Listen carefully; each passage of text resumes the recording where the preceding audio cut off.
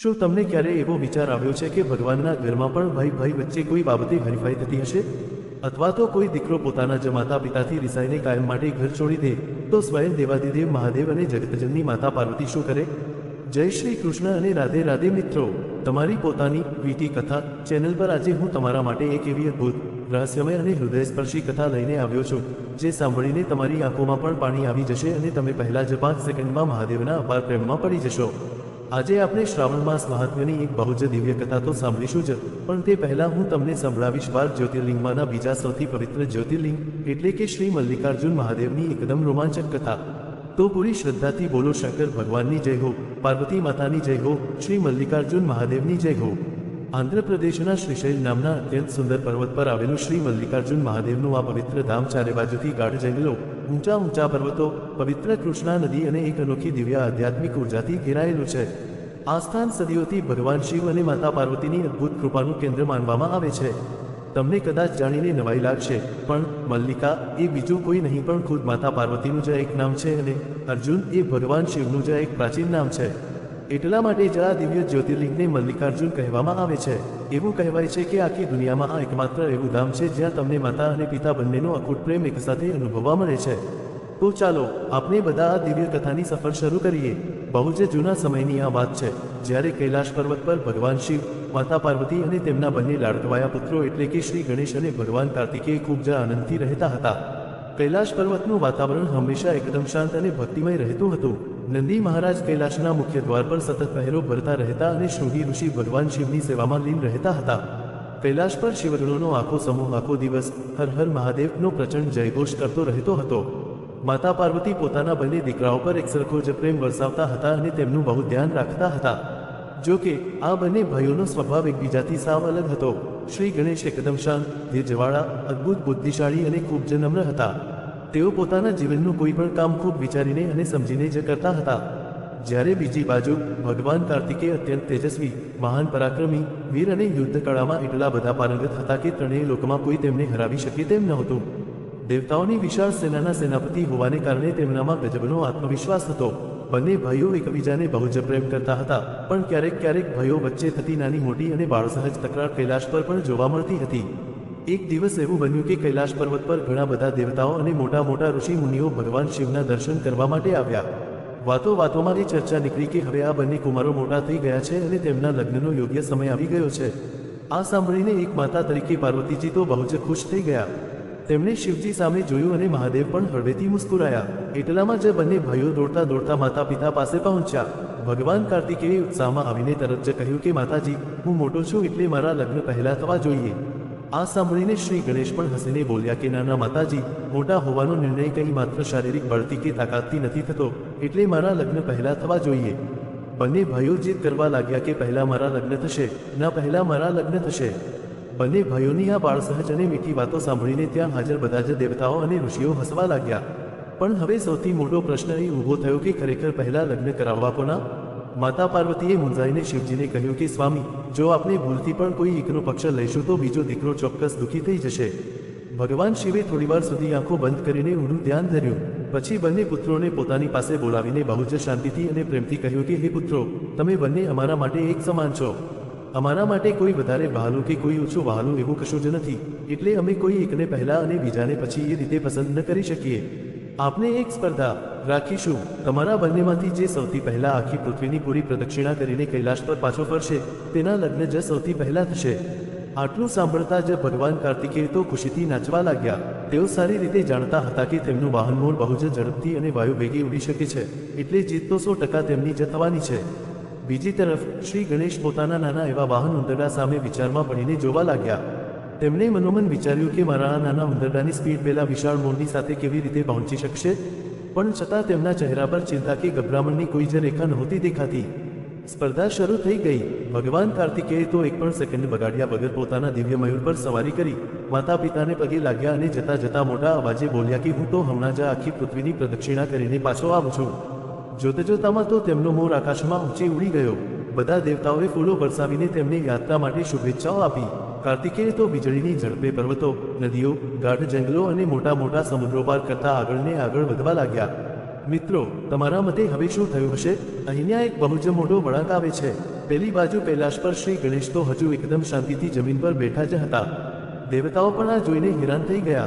એક ઋષિથી ન રહેવાયું એટલે તેમણે પૂછ્યું કે હે ગણનાએ, તમે હજુ યાત્રા પર કેમ નથી નીકળતા? તમારો ભય તો બહુ આગળ નીકળી ગયો હશે. ત્યારે ગણેશજીએ બહુ જ મસ્ત અને ઊંડી વાત કહી. તેમણે કહ્યું કે દરેક સમસ્યાનો ઉકેલ માત્ર ઝડપથી દોડવાથી નથી આવતો, ક્યારેક શાંત બુદ્ધિ પણ સૌથી ઝડપી અને સાચો રસ્તો બતાવી દે છે. આટલું કહીને શ્રી ગણેશ ઊભા થયા. તેમણે ભગવાન શિવ અને માતા પાર્વતીના ચરણોમાં પ્રણામ કર્યા અને પછી પૂરી શ્રદ્ધાથી પોતાના માતા પિતાની જ આસપાસ ફરવા લાગ્યા. એક પ્રદક્ષિણા, બીજી પ્રદક્ષિણા, ત્રીજી પ્રદક્ષિણા, એમ કરતાં કરતાં તેમણે પૂરા ભાવથી 7 પ્રદક્ષિણા કરી લીધી. પછી 2 હાથ જોડીને માતા પિતાની સામે નતમસ્તક ઊભા રહી ગયા. ત્યાં હાજર બધા જ દેવતાઓ આશ્ચર્યથી ફાટી આંખે આ બધું જોઈ રહ્યા હતા. ભગવાન શિવે પૂછ્યું કે બેટા, અમે તો તને આખી પૃથ્વીની પ્રદક્ષિણા કરવાનું કહ્યું હતું, તો તું અમારી પ્રદક્ષિણા કેમ કરી રહ્યો છે?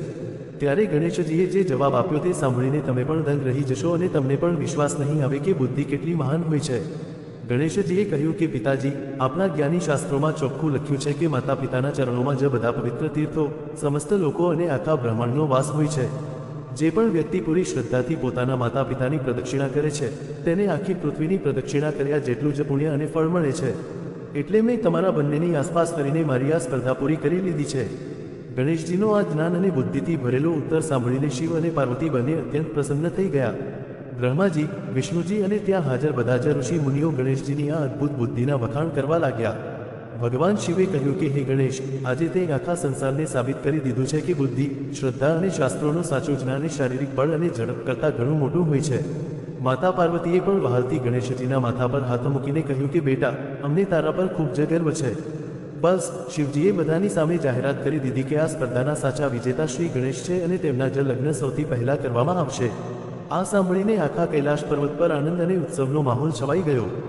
જો તમને વીટી કથા ચેનલ પર આ શિવ પરિવારની વાર્તા સાંભળવાની મજા આવી રહી હોય અને ગણેશજીની બુદ્ધિ પર તમને પણ ગર્વ થતો હોય તો અત્યારે જ આ વિડીયોને એક લાઇક ચોક્કસથી કરી દો અને આપની આ ચેનલને સબસ્ક્રાઇબ કરવાનું બિલકુલ ભૂલતા નહીં, કારણ કે હજુ તો આગળ જે થવાનું છે તે જાણીને તમારું દિલ પણ ભરાઈ આવશે.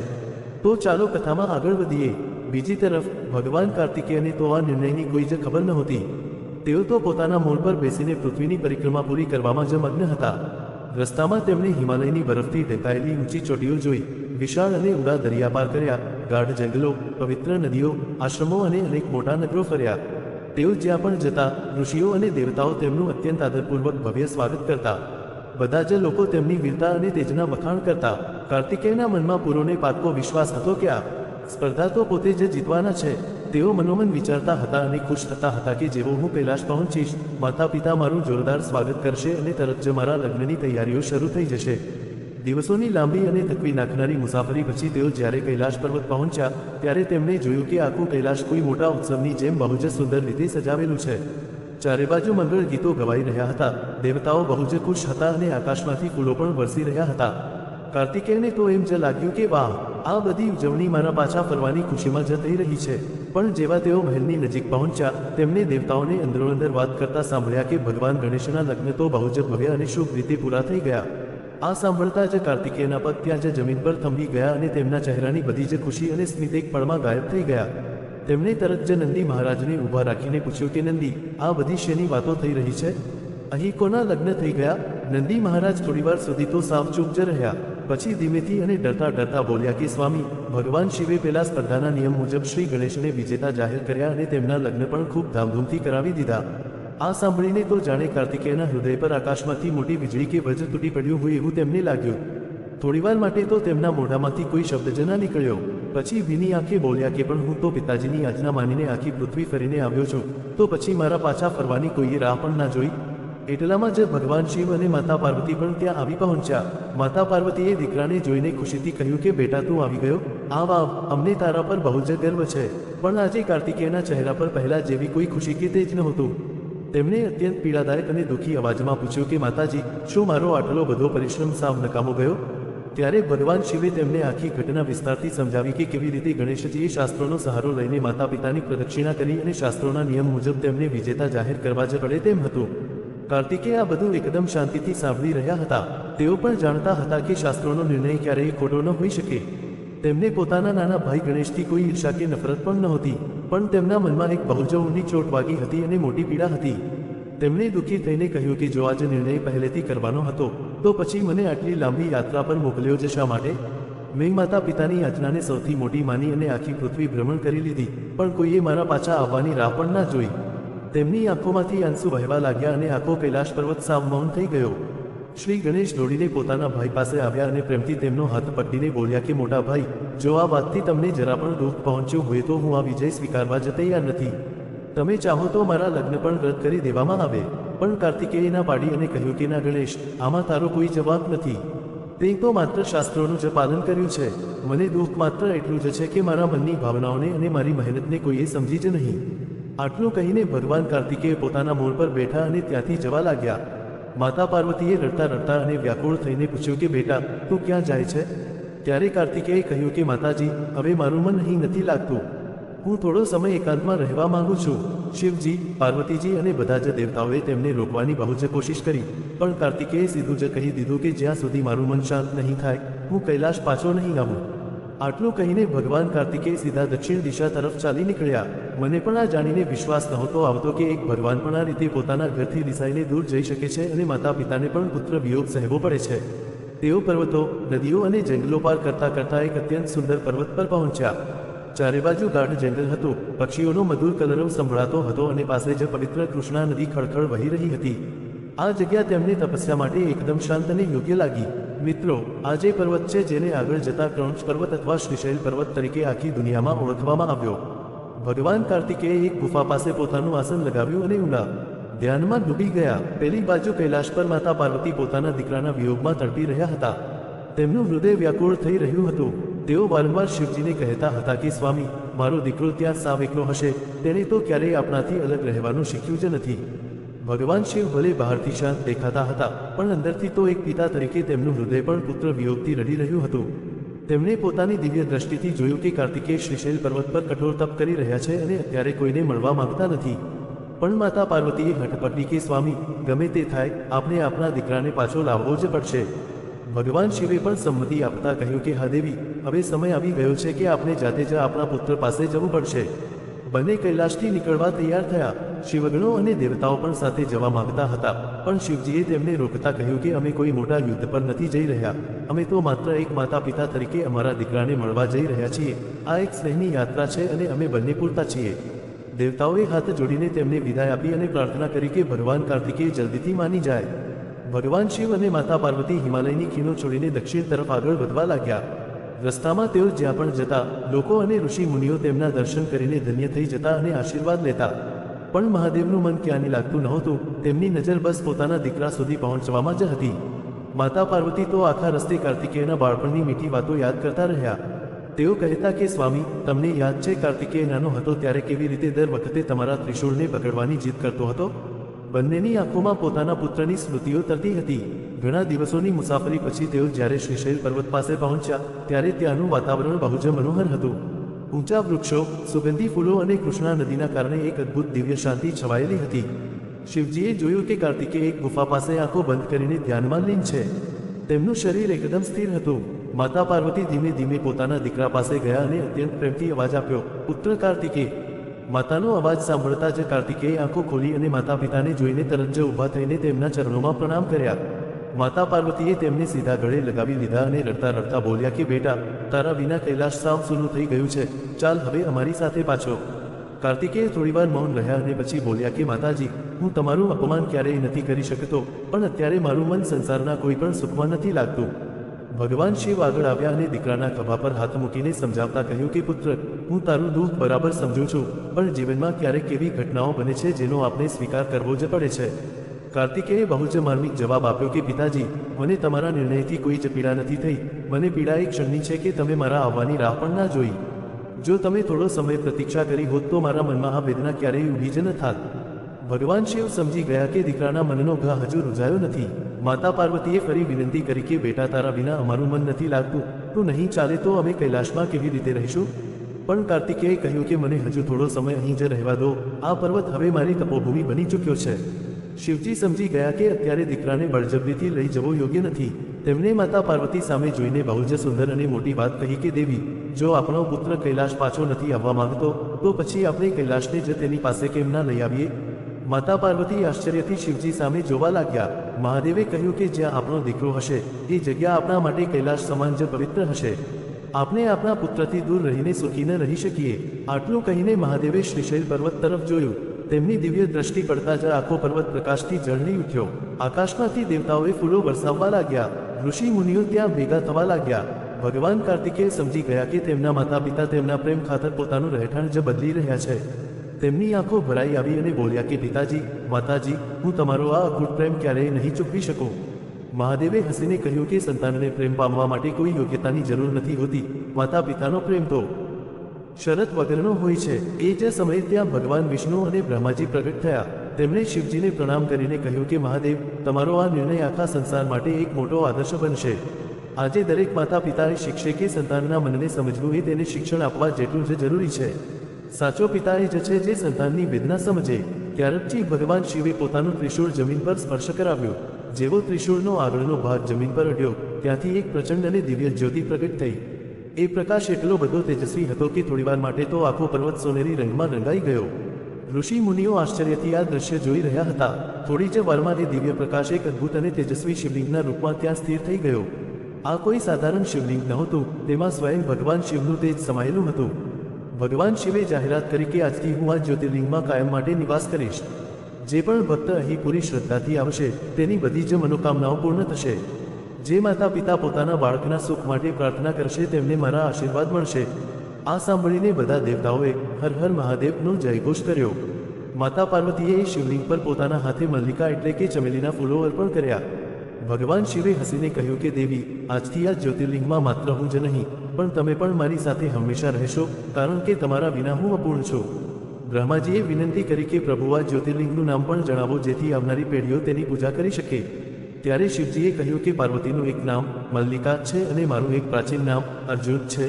એટલે આજથી આ દિવ્ય જ્યોતિર્લિંગ આખા સંસારમાં મલ્લિકાર્જુન નામે પ્રખ્યાત થશે અને અહીં આવનાર દરેક ભક્તને માતા અને પિતા બંનેની અયુક્ત કૃપા મળશે. મિત્રો, આ રીતે પૃથ્વી પર શ્રી મલ્લિકાર્જુન જ્યોતિર્લિંગની સ્થાપના થઈ. કાર્તિકેયે પણ માતા પિતાના ચરણોમાં પ્રણામ કરીને કહ્યું કે આજે મને સમજાઈ ગયું છે કે માતા પિતાનો પ્રેમ એ દુનિયાનું સૌથી મોટું ધન છે. આજે પણ શ્રાવણ મહિનામાં અને મહાશિવરાત્રિ પર લાખો ભક્તો આ પર્વત પર પગપાળા ચાલીને દર્શન કરવા આવે છે અને ધન્ય થાય છે.